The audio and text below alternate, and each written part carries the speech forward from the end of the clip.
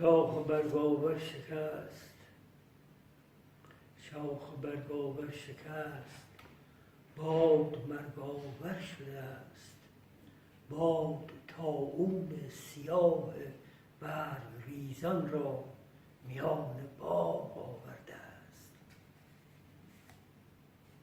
خاک روی خاک، سنگ روی سنگ، روی گلهای پتوها خاک میریزد. مرگ روی مرگ، درد روی درد، چشم سال ما میخشکد. باغ بی آب علفی بوده، باغ خشکی که تنها گلی که داشته توش گل پتوه، چون معروفه که پتوها گل داره. روی این پتوهایی که گل دارن خاک میریخته و زیر هر پتو یک جنازه، یک مرده خوابیده. یک تصویری است که واقعا خیلی دردآوره، مثل همین اتفاقی که الان در منطقه کرمانشاه و زلزله‌ای که در اون منطقه کرمانشاه و به اصطلاح کرند و سرپل ذهاب و قصر شیرین و مناطق دیگه به کردنشین اتفاق افتاده. طبیعتا من نمیتوانم بگم که چقدر متأثر هستم از این موضوع یا حتی نمیتوانم تسلیت بگم، چون باید به خود بنده تسلیت بگم، چون طبیعی است که بنده خودم کردم و در حقیقت مشکلی که پیش هاتیه اره خودم پیش هاتیه، اره باوان خودم پیش هاتیه و طبیعتا یه زن باید چه بکنم، مثلا چه فرمی او بسیار کلام خودم ادا بکنم. آهنگی که بسیار قرار شد تقدیم بکنیم شعری است که از محمود مشرف آزاد تهرانی، میم آزاد، در دوره اوج شعر نو که شاملو و اخوان و فروغ و دیگر بزرگان فعالیت به اصطلاح ادبی داشتن، ایشان هم در همون موقع حضور داشته. ولی خب این شاعر با اینکه بسیار شاعر بزرگی است ولی خیلی اسمش به اصطلاح توی سینه‌های مردم نیست. ما به اصطلاح خواستیم روی اشعار ایشان کار بکنیم و در حقیقت این شاعری که مهجور مانده که خودم بنده بهش یک لقبی دادم، گفتم که شاعری گم شده در غبار و مه.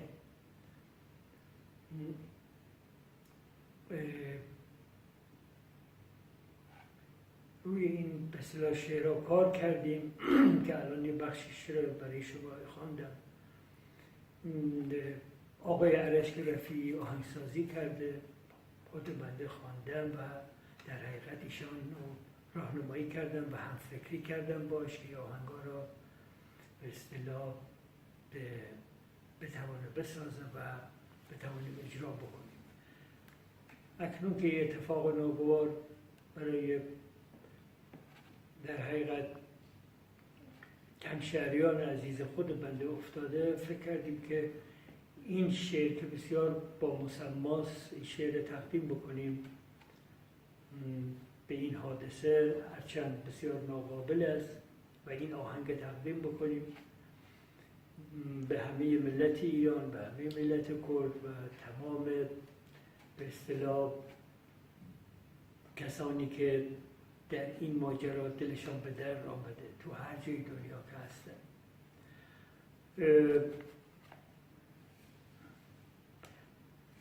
در هر صورت شاید این آهنگ یادگاری از این اتفاق ناگوار باشه و در حقیقت خودش بتوانه یک تکانی به افرادی که واقعا دستشون برمیاد کاری بکنن، به ارگان‌هایی که مسئول هستن اونها یه هشداری برای اونها باشه، به خود دولت، به خود به اصطلاح سیستم که واقعا به این مردم رنج دیده و مردمی که به اصطلاح طی قرنها آسیب دیدن، به خصوص مردم ملت کرد که انواع و اقسام و کشتارها شده، انواع اعدام‌ها، انواع کشتارهای دست جمعی، انواع بمباران‌های شیمیایی.